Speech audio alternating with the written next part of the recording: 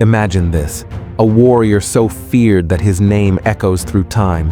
A man with a body broken by war, yet a mind so sharp it sliced through the hearts of kingdoms.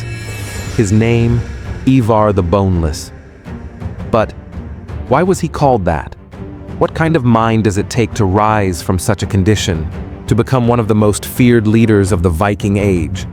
Stick with me, because what we're about to uncover will challenge everything you know about power, resilience, and the dark heart of history. But before we dive in, do you know what Ivar was really capable of? Yeah, you're about to find out.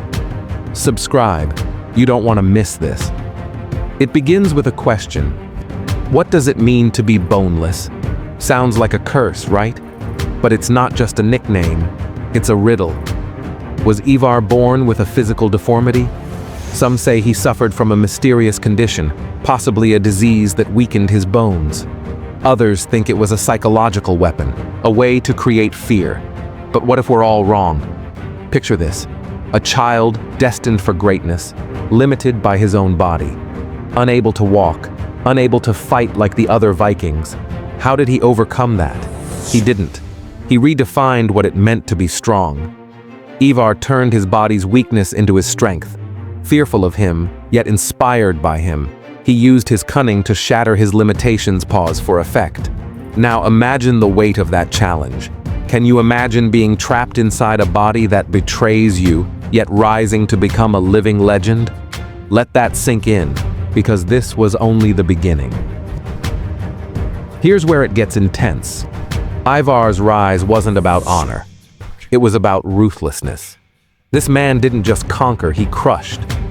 I mean, this is the guy who led a raid so brutal on York that it sent chills down the spines of the Anglo-Saxons. Picture the terror. One moment, they're at peace, and the next, the Boneless shows up with his army. No mercy, no hesitation. But here's the kicker. Why? What drives a man to that level of savagery? Was it his disability that made him ruthless? Or was there something darker, a hunger for power, a thirst for vengeance that made him so dangerous?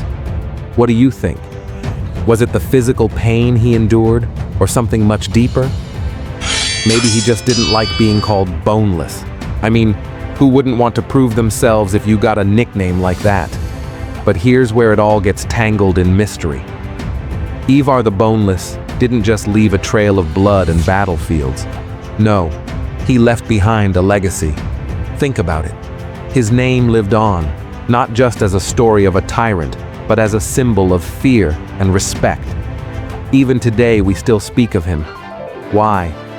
Maybe it's because, despite everything, Ivar became something bigger than a mere warrior. He became an idea, the idea of overcoming, of rising above fate and history. It's almost like his bones may have been broken, but his spirit, unshakable. Doesn't that hit deep? That idea of breaking through your own limitations? We all have our boneless moments. But Ivar's story reminds us, if we push through, maybe we'll all find the strength to become legends ourselves. But hold on tight, because it gets even wilder. And now, the chilling end. After all the bloodshed, the conquests, and the cruelty, Ivar's own end is shrouded in mystery. Some say he died in a blood-soaked battlefield. Others say his death was predicted by the very bones he had defied. But what really happened? I'll leave you with this haunting thought. Ivar the Boneless, a man who seemed unstoppable, met a death so quiet, so unremarkable, that even history struggles to capture it fully. Was it fate, or was it his own undoing? If you're ready for the truth, stay with me until the very end. So, what's your take?